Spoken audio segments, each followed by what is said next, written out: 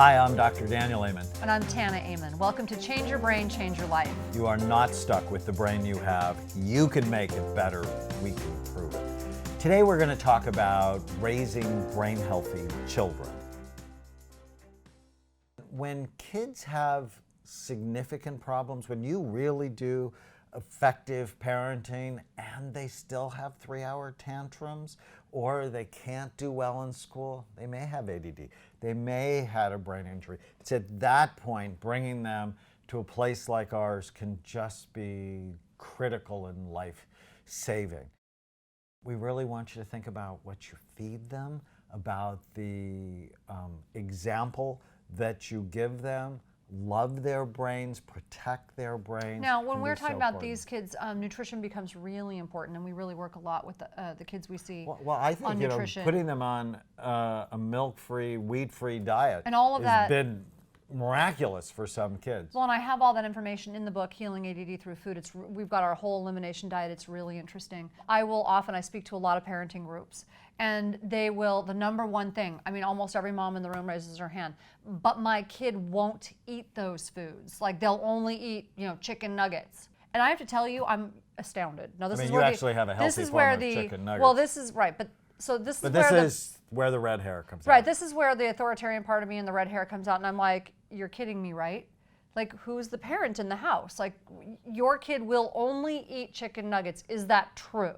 If your kid were starving and there was nothing left on the planet, chicken nuggets are all they're going to eat. And somewhere along the line, I feel like as mothers, we've been programmed to think that if we do not get our children to eat 4 times a day, we're going to do whatever we have to, come hell or high water, to make that kid eat 4 times a day, even if we're feeding them soda, nuggets, burgers, hot dogs. It doesn't matter. We're going to be bribing them, ice cream. As long as we get them to eat 4 times a day, somehow, okay, now we've done our job.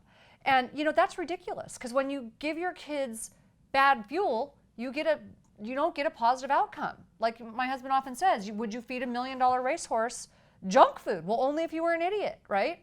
So when I hear parents say this, I hear these moms say this, well, I have to give them that because it's all they'll eat. I usually just step back and go, okay, really? Because the last time I checked, and this was very liberating for me to learn, the last time I checked, it takes 30 days for a kid to starve to death. And I know that sounds harsh, but it's the reality, okay? So in my house, So it's not the end of the world No. if a child goes to bed without dinner. Absolutely not. They're going to get hungry. Okay, but that said, I do my part as a parent. I believe in doing my part as a parent. I know what my daughter's... only buy healthy food for home. My house is stocked with healthy food, but I also know what her favorite foods are. Okay, so I have healthy alternatives for chicken nuggets. I have healthy alternatives for coconut shrimp. I have healthy alternatives for all of her favorite foods. Now, if she chooses not to eat that, c'est la vie. Well, and I think one of Tana's best gifts is taking really healthy food and making it taste amazing.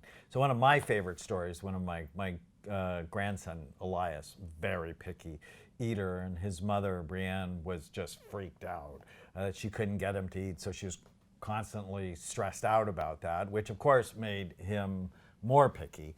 And Tana was making one of her recipes called avocado gelato. And so Eli was over the house, and I took just a little bit of it and put it on his lips, and he got a big smile, and then he had a big helping, and he went home with avocado gelato. And my daughter texted me a picture of him with chocolate all over. And it was good for him. Right, oh, by the way, this is made out of avocados, cacao, almond milk. I mean, it's like, it doesn't get much better. So there are alternatives. The second thing is bonding. And bonding really is 2 things. It's time, actual physical time, and listening. And listening is often not natural. And so what they teach therapists to do is something called active listening. So you say something and I just don't jump in. I listen to what you're actually saying and then repeat that back. And it's so critical for you not, if you are one of those people that said, oh, my children will never talk to me, you might not be listening well enough. And I've had so many parents give me their teenagers to treat, and they go, oh, they said they weren't going to talk to you. And I go, I know, it's really hard. And usually I can't get the kids to shut up because I'm really good at listening. So active listening is just so important. Basically, when they say something, rather than respond, rather than give them all of your wisdom, listen to what they're saying and repeat it back, and also listen for the feeling behind what they're saying. Repeat that back as well. Then, third, rules. I think rules are really important. Societies have rules, businesses have rules. You should have rules at home. And we've posted them for a long time. Tell the truth. We treat each other with respect. Do what mom and dad says the first time. Put things away you take out.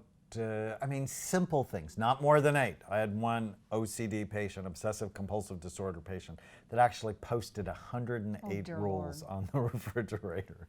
So, and then notice what you like more than what you don't like. I think that's just so And you have critical. to have fun rewards and celebrations. So it can't just all be about parenting. It's got to be, look, when things are going really well, let's go celebrate. Let's do something fun. We're going to do a lot more shows on parenting. Raising brain healthy children is just critical. It's the next generation. It starts by you living a brain healthy life. So write us a comment on what are the things you do that you just feel really effective with your kids. What are the things you could do better?